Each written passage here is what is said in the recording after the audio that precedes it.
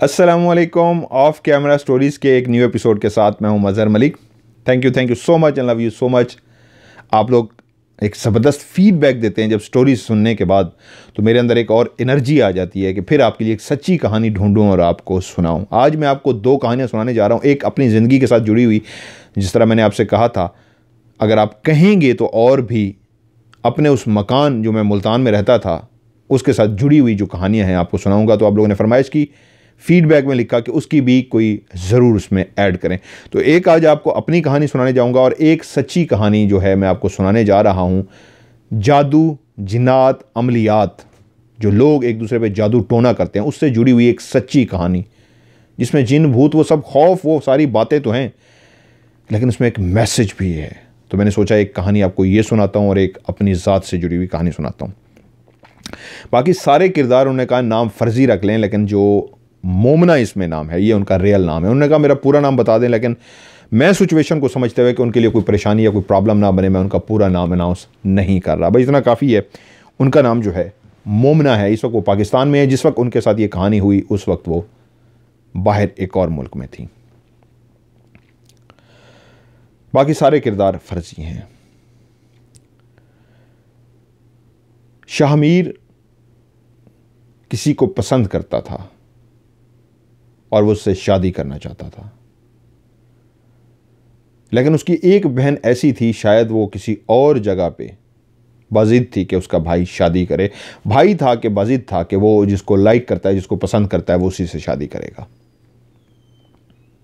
पाकिस्तान जैसे मुल्कों में ये प्रॉब्लम, इंडिया, अफगानिस्तान, ईरान, बहुत सारे इस तरह के इश्यूज होते हैं कि पसंद की शादी पे स्पेशली बहनें जो होती हैं भाई के मुखालफत में खड़ी हो जाती हैं, माँ बाप खड़े हो जाते हैं, नहीं हम यहाँ नहीं चाहते, आपको यहाँ नहीं, यहाँ पे शादी करनी है।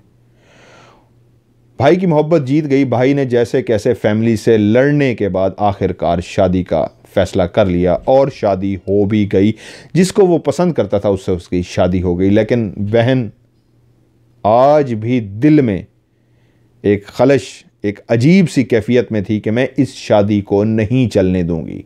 मेरी मुखालफत के बावजूद भाई ने, शाहमीर ने शादी कर तो लही, लेकिन मैं इस शादी को नहीं चलने दूंगी। और उसके बाद ना सिर्फ उसने तहैया किया, बल्कि पहुंची वो उन बाबाओं के पास, उन आमलों के पास, हर उस बंदे के पास जो उसको इस रिश्ते के टूटने की गारंटी दे सकता। बहुत ज़्यादा पैसा ज़िया करने के बाद भी उसको कोई ऐसा बाबा ना मिल सका जो उसका काम कर सकता। कहते सारे यही कि आपका काम हो जाएगा, लेकिन उसके बावजूद उसका काम ना होता। वो दोनों मियाँ बीवी खुश ज़िंदगी गुजारते रहे, यहाँ तक कि शाहमीर का बुलावा आया बाहर मुल्क का और वो अपनी बीवी को लेकर जॉब के सिलसिले में वहाँ शिफ्ट भी हो गया और खुशी खुशी रहना शुरू हो गए। लेकिन जो बहन थी वो आज भी हर उस पीर, फ़कीर, बाबा, आमिल जो भी उसको दावा करके कहता हाँ मैं ये रिश्ता तोड़वा दूंगा, उनके पास जा रही थी। काफ़ी पैसा ज़िया हो चुका था, लेकिन रिज़ल्ट सिफर। वो दोनों आज भी खुश थे और उसका गुस्सा और खलश बढ़ती जा रही थी। बहुत सौ के पास पैसा लुटाने के बाद, बहुत सौ को उनकी तमाम जो जो रिक्वायरमेंट थी पूरी करने के बाद, आखिरकार जब उसने इतनी नाकामी देख ली तो ना उम्मीद हो ही चली थी कि उसको किसी ने बताया कि फ़लाँ जगह पे जो है वो ज़रूर आपका ये काम कर सकता है, क्योंकि वो लालची नहीं है, वो पैसा नहीं लेता, वो इस तरह का है कि आपका काम हो सकता है। वो उसके पास पहुंची और ना उम्मीदी जिस पे सवार हो चुकी थी वो आहिस्ता आहिस्ता उम्मीद में बदलना शुरू हो गई उसको मिलने के बाद। और उसने जो जो तरीक़ाकार, जो जो समझाया, बहन ने वो करना शुरू कर दिया और उसको आहिस्ता आहिस्ता रिज़ल्ट मिलना शुरू हो गया कि मियाँ बीवी की वहाँ पे लड़ाई शुरू हो चुकी है। बेतुकी बातों पे वो आहिस्ता आहिस्ता लड़ना शुरू हो गए, क्योंकि भाई से बात भी होती थी तो भाई ने बताना शुरू कर दिया कि पता नहीं मुझसे क्यों लड़ती है या मुझे क्यों गुस्सा आ जाता है, मैं उससे खाम खा लड़ पड़ता हूँ। तो वो बहन जो जादू टोने में लगी हुई थी और ना सिर्फ खुश हुई बल्कि उसने तेज़ स्पीड कर दी और उसको कहा करने वाले को मुझे और रिज़ल्ट चाहिए, जो मांगोगे दूंगी। और इस तरह वो दोनों मियाँ बीवी आहिस्ता आहिस्ता लड़ाई की तरफ जाने लगे। ये वक्त गुजरते गुजरते 1 साल गुजरा। उनके यहाँ एक बेटी पैदा हुई जिसका नाम उन्होंने मोमना रखा। मोमना एक बहुत ही क्यूट सी बच्ची थी जो इस दुनिया में आई थी। चांद सा चेहरा था, बहुत ही खूबसूरत। कम रोती थी, माँ अपनी बेटी को देख के बहुत खुश होती थी। बच्चे कुछ ऐसे होते हैं जो बचपन में बहुत ज़्यादा रोते हैं, और कुछ बच्चे ऐसे होते हैं जो भी सिर्फ भूख लगती है तो उस वक्त रोते हैं, वरना वो ज़्यादातर सोते रहते हैं या चुप ही रहते हैं। और मोमना भी उन बच्चों में से थी। लेकिन अभी वो 6 महीने की हुई थी कि वहाँ बैठी उसकी फुफ्फो जो मुसलसल जादू टोना करवा रही थी। अब उसको ये भी पता लग चुका था, जिस रिश्ते को तुड़वाने के लिए मैंने इतना जतन किए, इतना जादू टोने किए, वहाँ तो एक बच्ची भी आ चुकी है। तो ये और उसके लिए खलश, उसके लिए गुस्सा और इश्तिआल बन चुका था कि वो अब इसका बदला लेना चाहती थी कि अब मैं इस बच्ची को इसकी माँ से जुदा कर दूंगी। और वहीं बैठे उसने इस तरह के तावीज़ जो पहले से ही कर रही थी, खुद घर में बैठ के करने शुरू कर दिए, इस तरह के चिल्ले कि वो बच्ची अपनी माँ बाप से नफरत, माँ से स्पेशली नफरत करे। मोमना अभी 6 साल की थी, तो जब भी उसको माँ उठाती, अब वो बच्ची जो चुप रहती थी, रोती नहीं थी, माँ के उठाते ही रोना शुरू हो जाती। शुरू में तो ऐसे लगा एक आम सी बात है, लेकिन आहिस्ता आहिस्ता ये बात रजिस्टर शुरू हो गई कि कोई और उठाता है तो बिल्कुल खामोश रहती है, वो बच्ची पहले की तरह चुप रहती है, रोती नहीं है, सोती रहती है। मां के उठाते ही बच्ची के अंदर बेचैनी शुरू हो जाती है, वो रोना शुरू हो जाती है। और जब ये बात सबको महसूस शुरू हो गई तो फिर शाहमीर ने फैसला किया कि वो अपनी बच्ची को, क्योंकि अब मियाँ बीवी के बीच में भी लड़ाइयाँ जो पहले से उनकी बहन शाहमीर की, मैं उसका नाम फरजाना रख लेता हूँ, फरजाना जो लड़ाई झगड़े करवा रही थी वो तो मियाँ बीवी में शुरू हो ही चुके थे, लेकिन बच्ची के बाद जो थोड़ा सा और वापसी हुई थी, थोड़ा सा प्यार हुआ था कि बच्ची हो चुकी है, अब वो और झगड़े लड़ाइयाँ बढ़ने लगी थी। यहाँ तक कि शाहमीर ने फैसला किया कि मैं इस बच्ची को पाकिस्तान छोड़ाऊंगा, नहीं तो बीवी को कहा कि तुम पाकिस्तान चली जाओ। लड़ाई इस हद तक बढ़ी कि बीवी को मजबूरन शाहमीर ने साथ लिया और पाकिस्तान छोड़कर आ गया। अब उसकी बच्ची फुफ्फुओं के पास थी, जो वो चाहती थी फरजाना जादू टोने से वो कामयाब हो चुकी थी। बच्ची अब अपनी माँ के पास नहीं थी, माँ से जो वो दूर करना चाह रही थी वो दूर हो चुकी थी, और वो इस बात पे बहुत ज़्यादा खुश थी। फरजाना मुसलसल इस कोशिश में भी लगी रही कि मियाँ बीवी में तलाक हो जाए। वो बच्ची 4 साल तक अपनी माँ बाप से दूर रही। जब उसकी 4थी सालगिरह थी तो माँ के बहुत ज़्यादा रोने पे, तड़पने पे, बेचैन होने पे शाहमीर ने ज़ैनब से उसकी बेटी मोमना को मिलवा ही दिया। और उसके बाद मोमना माँ के पास तो चली गई, क्योंकि अब वो 4 साल की थी, लेकिन अभी भी वो थोड़ा सा माँ से खींची खींची रहती थी, माँ से दूर दूर रहती थी। माँ की ममता उसके अंदर नहीं थी, दूरी थी उसके अंदर, लेकिन पहले जितनी शिद्दत उसके अंदर नहीं थी। जिंदगी तेजी के साथ गुजर रही थी। मियाँ बीवी के बीच में अब जो जिंदगी का सफ़र था वो इस तरह था कि दोनों अलग अलग किनारे हैं, बस जी रहे थे, लेकिन मोहब्बतें टोटली ख़त्म हो चुकी थी। रीज़न कुछ भी नहीं थी, बस वो एक दूसरे से नफ़रत सी करने लगे थे।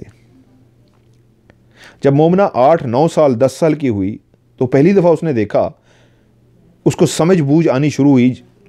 उसको महसूस तो हो रहा था, लेकिन क्योंकि उसको समझ बूझ नहीं थी, जब वो 9-10 साल की हुई तो उसने महसूस किया कि कमरे के अंदर मैं अकेली नहीं होती, कोई और भी होता है। कभी वो देखती एक जगह से वो दूसरी जगह गया है, कभी वो देखती ऊपर वाली जो खिड़की है उसके ऊपर बैठा हुआ है, कभी वो देखती वो जो कमरे की वहाँ अलमारी है वो वहाँ पे है। कौन है, क्या है, वो इस बात को समझ नहीं सकती थी, लेकिन एक चीज़ क्लियर थी, उसको कुछ नज़र ज़रूर आता है। वक्त गुजरता रहा, जब वो और कुछ समझदार हुई तो अब उसको जो नज़र आता था वो एक काला साया था, जिसका नीचे टांगियाँ नहीं थीं, सिर्फ ऊपर वाला धड़ था। बिल्कुल इंसान की तरह उसका चेहरा भी था, बाजू भी थे, लेकिन नीचे टांगें नहीं थीं, और वो उड़ता उड़ता सा फिरता था। ऐसे था जैसे उड़ रहा हो, लेकिन असल में वो चल रहा होता था, उसकी टांगें उसको नज़र नहीं आ रही होती थी। वो काला साया था, एक साया सा था, और वो बहुत ज़्यादा उससे डरती थी। माँ को भी ये बात जब उसने बताई तो माँ भी डर गई, यहाँ तक कि माँ ने भी महसूस कर लिया, हाँ उस बच्ची के कमरे में कोई है जो उसको डराता है। माँ भी उसको देख चुकी। उन दिनों में उनके कुछ जानने वाले पीर साहब थे वहीं उसी मुल्क में जहाँ पे वो थे, वो आए हुए थे। तो शाहमीर ने इस बात का जिक्र किया कि मेरी बेटी है और इस तरह का मसला है, तो उसने कहा मुझे अपने घर ले चलिए। वो घर आया, बैठकर उसने पढ़ाई की, कुछ देर पढ़ता रहा। बेटी को कहा मोमना को अब आंखें बंद करके बैठो। मोमना आंखें बंद करके बैठ गई। वो कुछ पढ़ता रहा, पढ़ता रहा, पढ़ता रहा, और उसके बाद कहा कुछ नज़र आया? तो मोमना बोली हाँ, आंखें बंद किए हुए उसने कहा मुझे नज़र आ रहा है। उसने कहा दिल में सोचो तुम उसके ऊपर क्रॉस लगा रही हो। तो मोमना ने दिल ही दिल में सोचा कि हाँ, मैं उसके ऊपर क्रॉस लगा रही हूँ। तो उसने मोमना को आंखें खोलने को कहा और कहा जो भी था मैंने उसको भेज दिया है, अब वो दोबारा नहीं आएगा। ये अमल कोई तकरीबन उसने 1 घंटा बैठ के किया था, इस तरीके कि मोमना के माथे पे उसने हाथ रखा हुआ था और मोमना ने आंखें बंद की हुई थी और पढ़ रहा था। जिस वक्त वो वापस चला गया तो उस वक्त मोमना को लगा कि वाकई आज घर के अंदर खामोशी है। उस कमरे के अंदर जहाँ पे मुसलसल कोई ना कोई हलचल सी होती थी, कोई आते जाते एक जगह से दूसरी जगह पे बैठा हुआ लेटा हुआ महसूस होता था, अब वो नहीं है। 2 दिन उसके इतने सुकून से गुजरे कि वो समझी कि वाकई वो शायद चला गया है, पीर साहब ने उसको भेज दिया। वो बहुत ज़्यादा खुश थी। लेकिन तीसरा दिन जैसे ही शुरू हुआ, वो सो के अपने कमरे में जो लेटी हुई थी उठी, उसने आंखें खोली तो पहली निगाह उसकी जिस पे पड़ी था तो वही जो उससे पहले उसको नज़र आता था, लेकिन आज वो अधूरा नहीं, मुकम्मल था।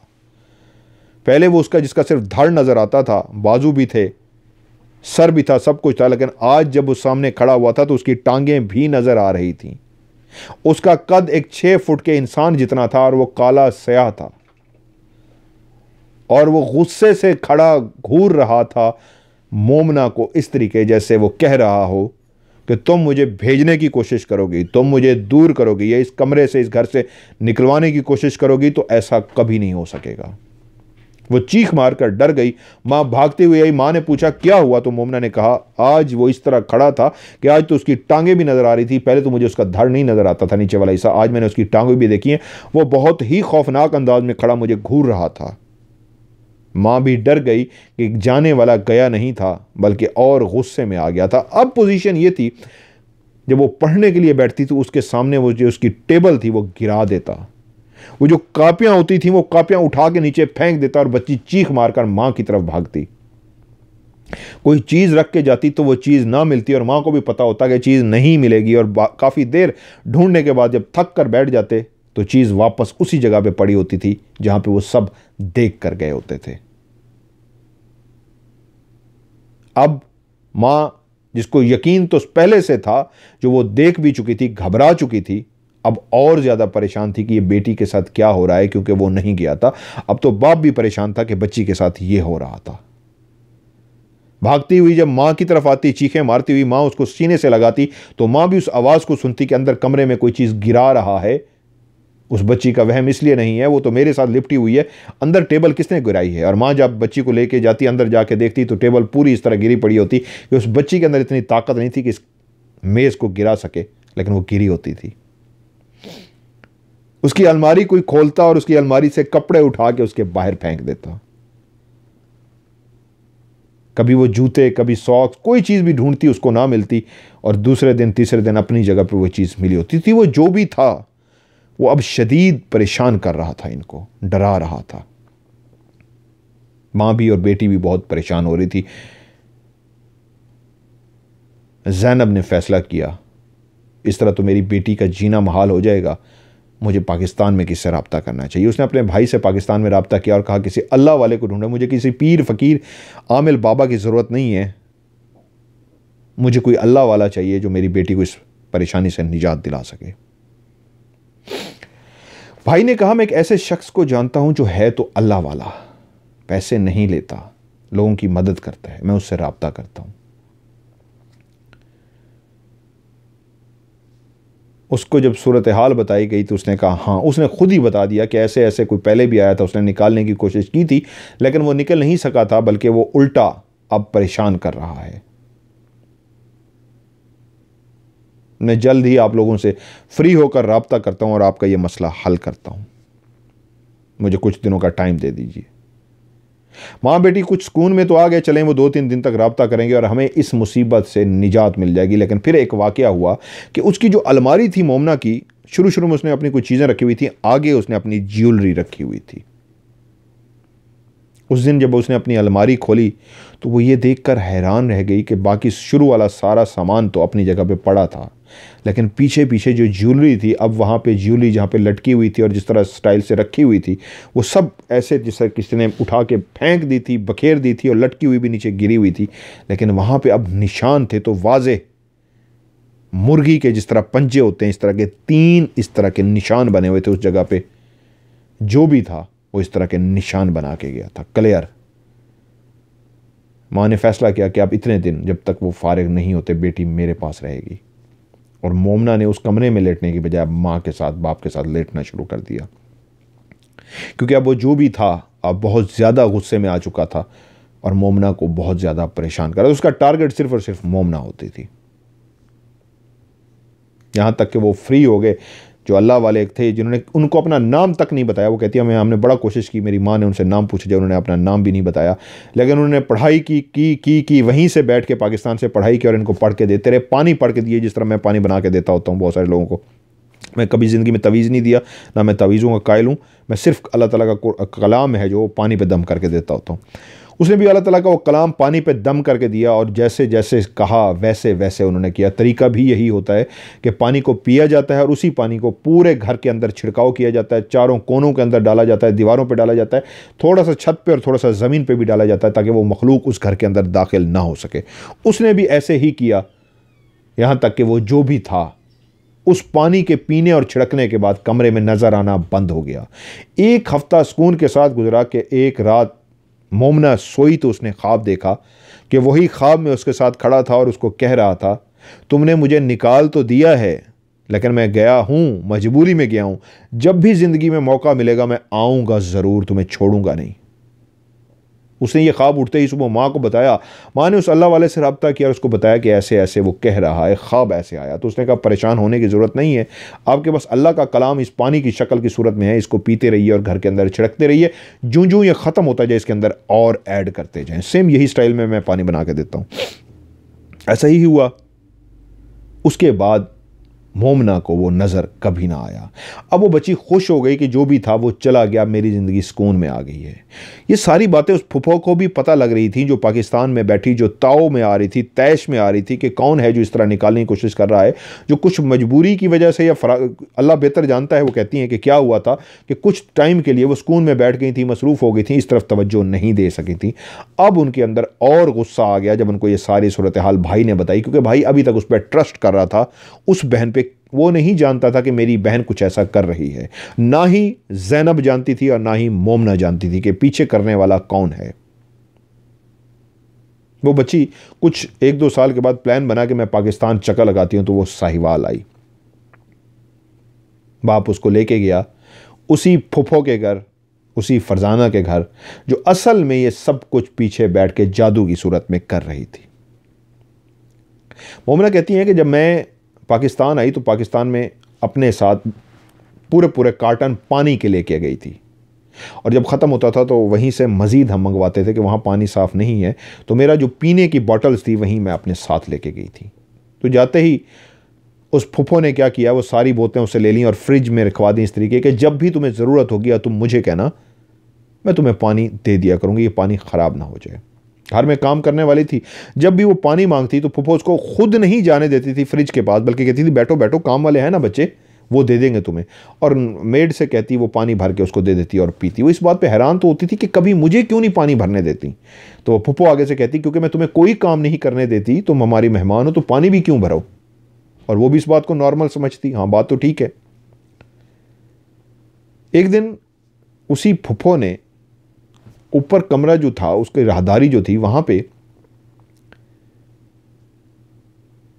मोमना से कहा कि तुम छोटी हो, मैं तुम्हें ऊपर उठाती हूं, कोई चीज मुझे चाहिए वो उठा के दो। मोमना ऊपर चढ़ी, फुफो ने हेल्प की, उसने वो चीज तो पकड़ा दी, लेकिन कुछ ऐसा था जो वो चौंक सी गई और इस इंतजार में थी कि दोबारा से मुझे मौका मिले और मैं ये देखूं ये क्या था। और फिर एक दिन ऐसा ही हुआ कि वो फुफो फरजाना किसी काम से बाहर चली गई और नौकरानी भी जो घर में काम कर रही थी वो भी बाहर चली गई।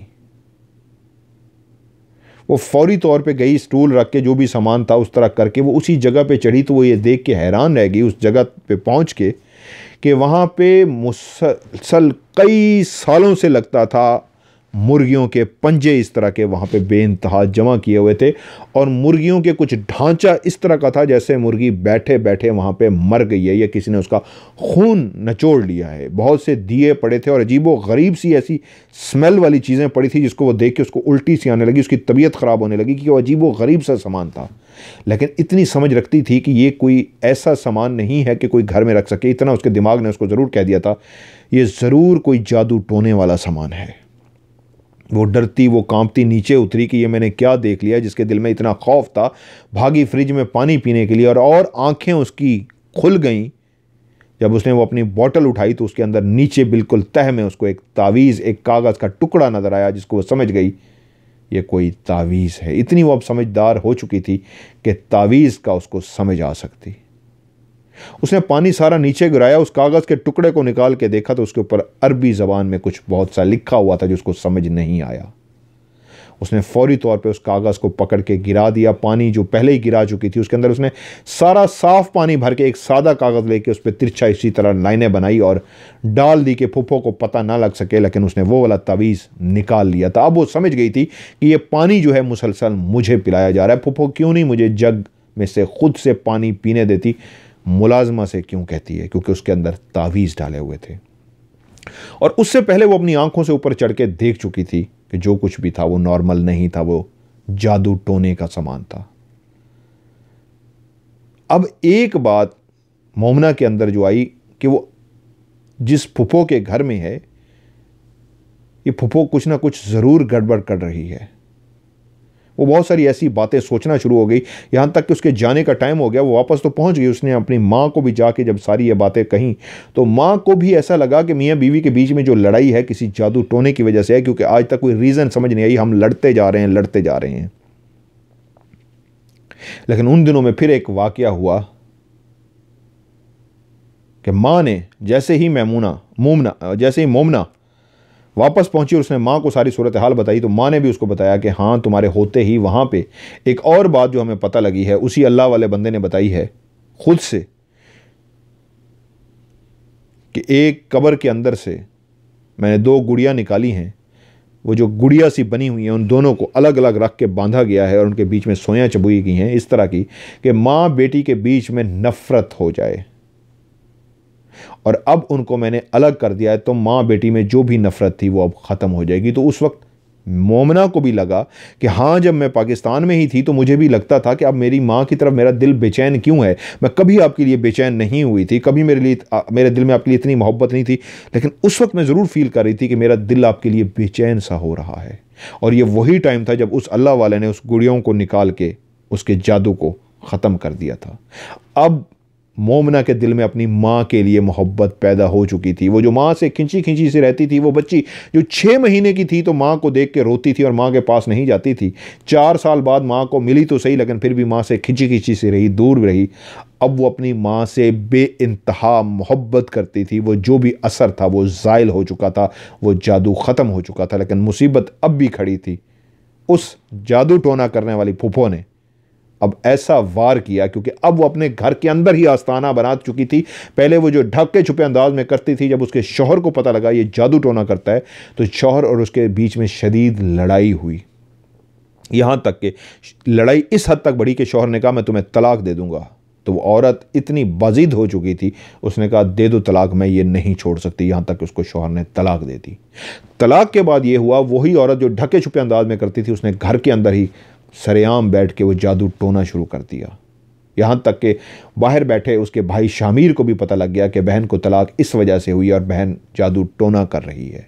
लेकिन इससे पहले कि मियाँ बीवी ज़ैनब और शामिर समझते देर हो चुकी थी, वो अमल, वो चिल्ला, वो वजीफ़ा, वो जो कुछ भी कर चुकी थी वो अपना असर दिखाना शुरू कर चुका था। ये लोग लेट हो गए थे जब तक इनको पता लगा मियाँ बीवी के बीच में ऐसी लड़ाई हुई, ऐसी खाम खा की नफ़रत फैली कि तलाक हो गई। और तलाक के बाद दोनों ही पछता रहे थे। तलाक की रीज़न नहीं थी, लड़ाई की रीज़न नहीं थी, नफ़रत की रीज़न नहीं थी, दोनों की अलहदगी के बस एक ही एहसास था, हमें क्या हुआ है, क्यों हुआ है, किस वजह से हुआ है। अब उस भाई की भी आंखें खुली थीं कि जिसकी तलाक हुई है कहीं वो तो नहीं है, क्योंकि वो जिस औरत ज़ैनब को तलाक हुई थी वो जाते हुए कह गई थी कि तुम्हारी यही बहन है जो शुरू दिन से मेरी बेटी को भी इसने जुदा किया है। मुझे बताया गया था, मैंने तुमसे छुपाया क्योंकि तुम इस बात पे लड़ पड़ते। मुझे उस अल्लाह वाले ने क्लियर बता दिया था कि इसके पीछे शाहमीर की बहन फरजाना है। मैंने तुम्हें बड़ा समझाया, लेकिन हम लेट हो गए, हमें नहीं पता लगा। हम बेटी की तरफ फोकस किए रहे, उस तरफ हम गए ही नहीं, हमने अपना चेक ही नहीं कराया। काश अगर उस अल्लाह वाले को हम दोनों अपना भी कह देते तो शायद वो हमारा भी हिसाब किताब करके बता देता कि हाँ तुम्हारे बीच में भी है। लेकिन अब देर हो चुकी थी, नफरतें इतनी बढ़ चुकी थी कि वो अलहदगी हो गई। मोमना आज शादीशुदा है, पाकिस्तान के एक शहर में, साहिवाल के करीब जगह है, वहाँ पे है, लेकिन उसके माँ बाप की अलहदगी हो चुकी है। वो आज भी दुखी है क्योंकि एक आखिरी लम्हा भी उसकी ज़िंदगी में आया था जब बाप ने उसको कहा था अलहदगी के बाद, मैं या बीवी की तरफ इशारा करके कहा था वो चूज़ कर लो किसके साथ रहना है। तो उसने कहा था मैंने आप दोनों के साथ रहना है, अलग किसी के साथ नहीं रहना। अगर माँ रहेगी आपके साथ तो मैं भी रहूँगी, माँ नहीं रहेगी तो मैं किसी के साथ नहीं रहूँगी। वो बच्ची आज भी उदास है, वो बच्ची शादीशुदा हो गई है। उन्होंने मुझे कहा है इंशाल्लाह मैं उनसे रब्ता भी करूँगा, मेरे आज भी उनसे रब्ता हुआ है, वहाँ पे रात थी यहाँ पे सुबह थी। तो इंशाल्लाह मोमना मैं आपसे रब्ते में हूँ मेरी बहन। और जो आपने एक और भी मसला एक बताया है जो जादू टोने की वजह से अभी भी आपका आ रहा है, जो आपने कहा है 4 साल अभी हो गए, इंशाल्लाह अल्लाह रहम करेगा, बेफिक्र हो इंशाल्लाह। मैं ये मेरा वादा है आपके साथ, आपका मैं मसला पानी पढ़ के दूंगा, इंशाल्लाह हल हो जाएगा। इस कहानी को क्यों सुनाया? जादू टोने वाले आज भी हैं, क्या मिलता है, क्यों करते हैं? आखिरत का डर नहीं है, मरना नहीं है उन्होंने, जो किए जा रहे हैं अल्लाह बेहतर जानता है। लेकिन आज उसको किस चीज़ का सुकून मिला होगा कि बहन भाई का घर उजाड़ के उसको तलाक करवा के, क्योंकि उसने भाई को अब शादी की ऑफर किया, भाई ने इनकार कर दिया है कि ज़िंदगी में बचा ही कुछ नहीं कि मैं शादी कर सकूं, अब मैंने जो भी ज़िंदगी मेरी बच गई है मैं ऐसे ही गुजारूंगा। लेकिन फरजाना आज भी अपने घर के अंदर जादू टोना ना सिर्फ कर रही है बल्कि लोगों को भी अब बुला रही है, आओ मैं तुम्हें करके दूंगी। अगर मोमना मुझे कहती है तो इंशाअल्लाह ताला ये मेरा वादा है, मैं कसम उठा रहा हूं, इस औरत को भी मैं सीधा कर दूंगा, मुझसे रब्ता करें। नहीं कर सकेगी ये औरत, कभी किसी को दोबारा ख़राब नहीं कर सकेगी, ये मेरा वादा है। अल्लाह का कलाम बरहक है, इंशाअल्लाह मैं करके रहूँगा, आप मुझसे रब्ता कीजिए इंशाअल्लाह। दूसरी सच्ची कहानी जो मैं आपको अपनी ज़िंदगी से जुड़ी जो सुनाना चाह रहा हूँ, मुल्तान का जो मेरा घर, मैंने आपको बताया कि वो 3 बेडरूम थे, 2 बेडरूम मेरे इस्तेमाल में थे, एक मेरा था, एक में कोई भी गेस्ट आता उसको मैं दे देता था, तीसरा जो था वो मैंने जिन्नात के लिए, पहले मैं डिटेल से बता चुका हूँ, बंद किया हुआ था। कुछ बहुत करीबी या दोस्त या कुछ ऐसे थे, उनको मैंने ये राज बताया हुआ था कि इस कमरे में ना जाना, ये कमरा ठीक नहीं है, ये भारी है, लेकिन ये नहीं उनको बताता था कि मैंने इस तरह ये जगह दी हुई है। जो कोई कज़न वगैरह या वहाँ से कोई आते थे फाजिलपुर से, उनको मैं कुछ नहीं बताता था। एक मेरा कज़न आया मेरे घर में रहने के लिए, उसने मुझे पहुंचा, रात सारी हमने गपशप की, सो गए, सुबह उठे, मैंने कहा मैं ऑफिस जा रहा हूँ, चलना मेरे साथ? उन्होंने कहा नहीं मैंने काम शाम करना है, मैं मार्केट चला जाऊँगा और उसके बाद रात को खाना इकट्ठे खाएंगे। मैं कहा ठीक है। सर्दियों की बात है, मैं ऑफिस में सारा दिन काम करता रहा, वो शाम को फ्री हुआ, उसने मुझे कॉल की कहाँ पे हो? मैंने कहा मैं ऑफिस में हूँ, आप ऑफिस आ जाओ या घर चले जाओ। उसने कहा नहीं मैं थका हूँ, घर जा रहा हूँ, आप ऑफिस से आ जाना, खाना इकट्ठे खाएंगे। मैं काम करते करते लेट हो गया,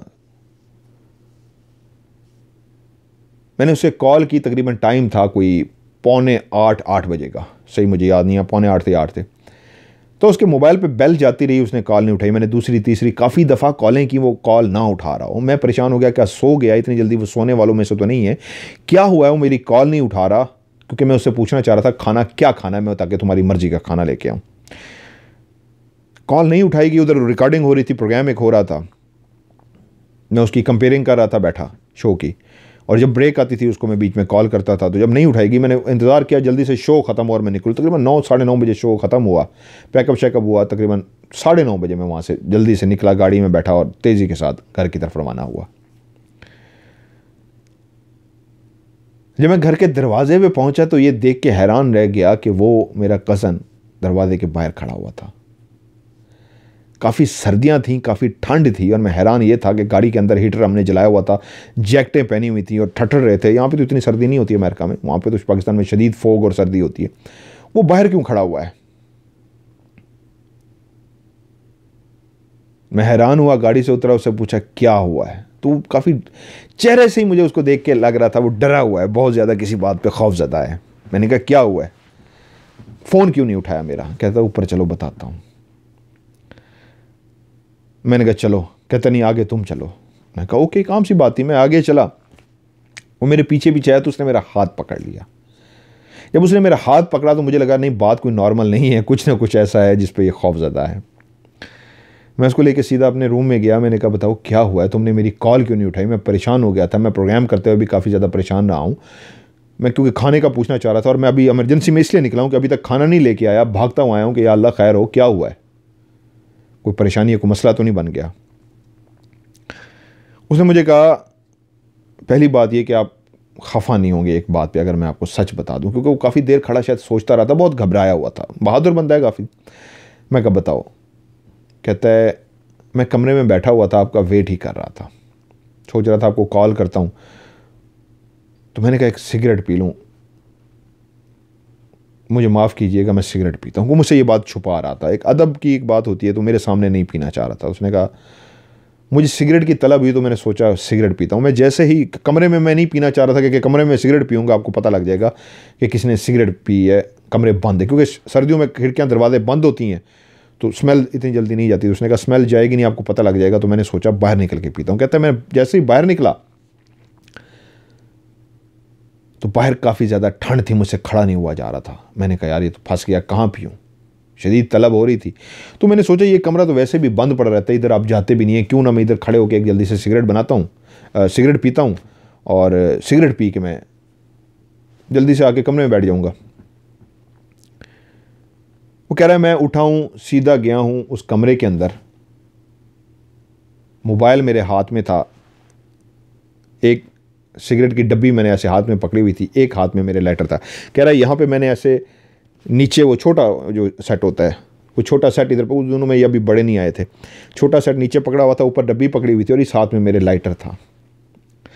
मैंने कमरे का दरवाज़ा खोला, अंदर घुप अंधेरा पड़ा हुआ था। कहता है मैं दरवाज़ा खोल के अंदर दाखिल हुआ हूँ, सिगरेट डब्बी से निकाल के मैंने मुंह के अंदर डाली और हाथ दीवार पे मारने लगा हूँ कि स्विच कहाँ है, स्विच ऑन करूँ और उसके बाद सिगरेट लगाऊँ। वो कहता है स्विच की तरफ मेरा मुंह था और स्विच ढूंढते ढूंढते मुझे हाथ मारते मारते स्विच नज़र आ गई, यहाँ तक कि मैंने लेटर जलाया कि स्विच कहाँ नज़र मुझे है, क्योंकि वो कह रहा दीवार के साथ, क्योंकि उस कमरे में मैं भी इतना नहीं गया था, लेकिन एक जिस तरह इंसान को रफली अंदाज़ा होता है ना कि ये दरवाज़ा खोला, इस साइड पे स्विच होंगे, तो कह रहा है स्विच की तरफ मेरा मुंह था, ऐसे हाथ मारते मारते मुझे स्विच नहीं मिल रहे थे कि बोर्ड कहाँ पे है। तो मैंने फैसला किया लाइटर जला के ढूंढता हूँ जो मेरे हाथ में था कि स्विच कहाँ है। कहते जैसे ही मैंने ऐसे लाइटर को जलाने लगा तो मुझे पीछे से ना ऐसे आवाज़ यही जैसे कोई है सांस लेता है ऊंची आवाज़ में। तो कहते मैंने लाइटर जैसे ही जलाया तो उसी लाइटर को जलाए हुए फ़ौरन मुड़ के देखा जिस कमरे में घुप अंधेरा था। कहता है कि सामने वो जो कोना था वहाँ पे मेरी आंखों ने जो मंजर देखा वो इतना खौफनाक और भयानक था। इंसान की तरह ही था लेकिन उसके बाजू नहीं थे, वो काला स्याह था और उसके पांव ज़मीन पे थे, उसका जो सर था वो ऊपर छत पे लग रहा था, उसकी गर्दन भी कहता इतनी ऊंची थी, इतनी इंसान की क्या, इंसान से भी 5-6 गुना बड़ी उसकी एक गर्दन थी। नीचे से जो उसका जिस्म था वो उसका साइज़ बताना यह था कि इस तरह था, एक मोटा जिस तरह इंसान होता है, बहुत मोटा नहीं दरमियाना, उस तरह मोटा, लेकिन ऊपर जूं जूं उसका कद जा रहा था वो पतला होता जा रहा था और ऊपर जो उसका सर था वो बाकायदा वो जो ऊपर छत बनी हुई थी उसको टच हो रहा था। लेकिन हैरत की बात थी उसी लाइट पे मैंने उसको जो देखा था उसका बाकायदा मुंह था, उसकी आंखें थीं, उसके होंठ थे, नाक था, सब कुछ इंसान की तरह का था लेकिन काला स्याह था।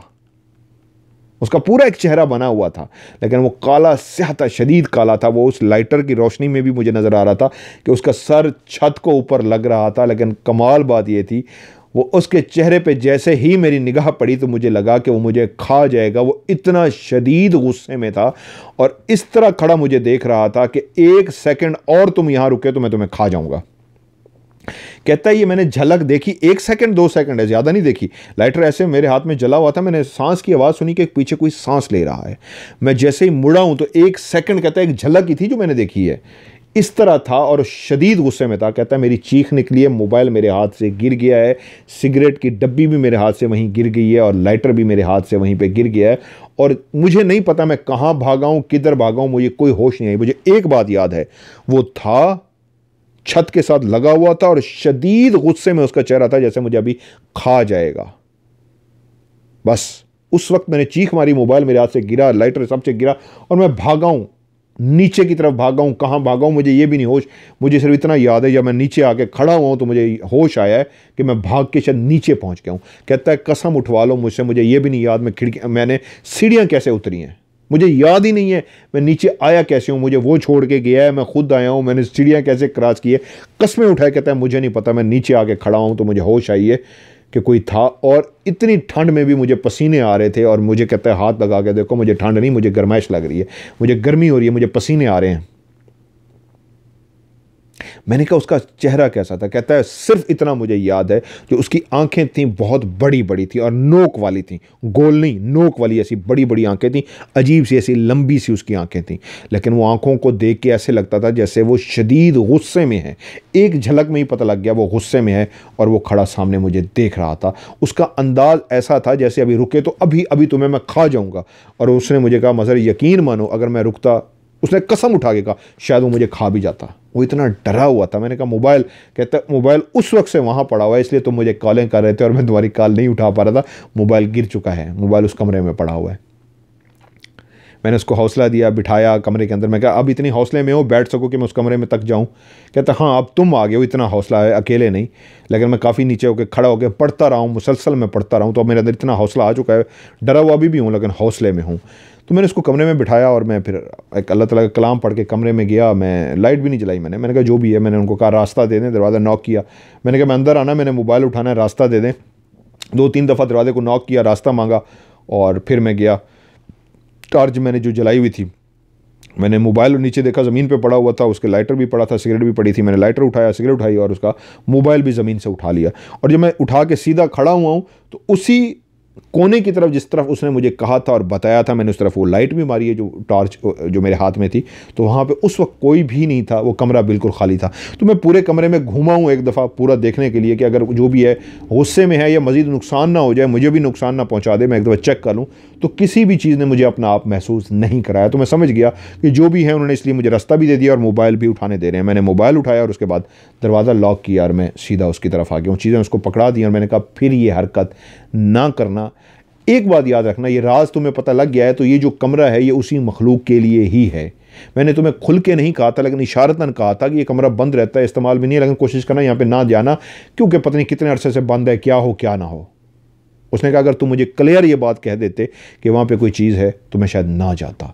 ठंड की वजह से मजबूरन मैं वहाँ पे गया हूँ और अगर मुझे सिगरेट ना पीनी होती तो मैं कभी भी ना जाता। बहरहाल मैंने कहा अब तुम्हें पता लग रहा है, इस राज से पर्दा ना हटाना, इसको ऐसे ही रखना, वरना ये ना हो फिर कोई परेशानी तुम्हारी हो जाए। तो उसने कहा आज अगर तुम बुरा ना मानो, मैं साथ वाले कमरे में नहीं सोऊंगा, मैं तुम्हारे बेड पे सो जाऊं, क्योंकि मुझे उसकी कंडीशन का अंदाज़ा था कि वो बहुत ज़्यादा डरा हुआ है। मैंने कहा नो प्रॉब्लम, तो मेरे साथ सो सकते हो। तो वो रात उस दिन मेरे साथ सोया और सुबह ही उसने फैसला किया कि मैं इस घर में नहीं रुकूंगा।